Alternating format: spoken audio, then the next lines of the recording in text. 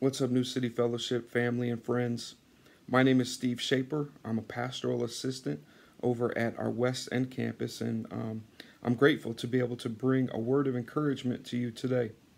I want us to consider this idea that we can trust God even when we don't understand.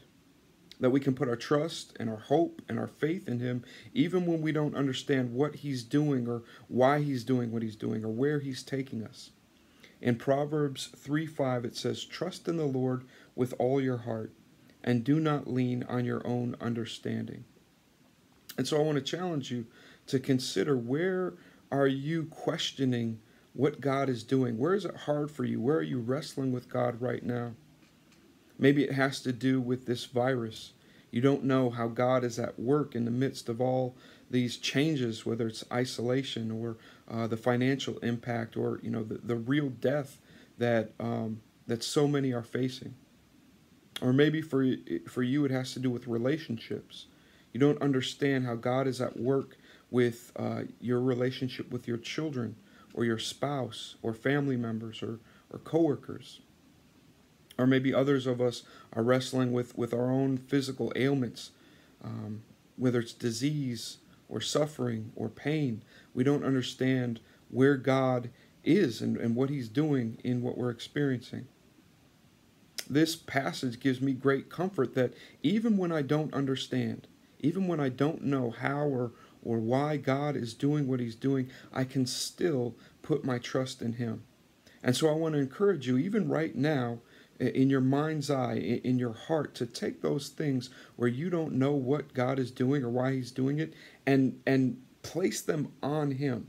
Like in your mind, just take those things off of your own shoulders and place them onto His shoulders. He invites us to do that. It makes me think of walking my dog. Years ago, we had a dog named Sugar, and my wife and I lived in Maplewood. So we would take walks up and down Manchester Road, and she was a great walker. She wouldn't get too far ahead or too far behind. She wouldn't pull or, go off in different directions. She would stay right at my side, except when we got to a busy intersection like Manchester and Big Bend. I'm not sure if it was the squeak of the brakes or the rev of the engines or just the sheer size of cars, but when we got to those places, she would wrestle with me. She would fight with me, and literally she would clamp down her jaws on the leash and try not to go that direction. And so I would kind of tug and drag her across, sometimes even lifting her up to get to the other side of the street. And once we were on the other side, she would let go and go right back to walking right by my side without any trouble. She didn't understand why we were crossing the street or where we were going. She thought that there were threats all around and that she was in danger. And I was longing for her to just trust me, because I knew where we were going. I knew that we were safe, and I knew that we would get to our destination. And all she had to do was keep on walking right with me. And maybe that's you today. Maybe you're wrestling with God. You're struggling with Him about the circumstances that you don't understand. And maybe this is an opportunity for you to let go, to put your burden off of yourself and not try to wrestle with God, but instead just follow where He's leading you. He invites us to trust in Him.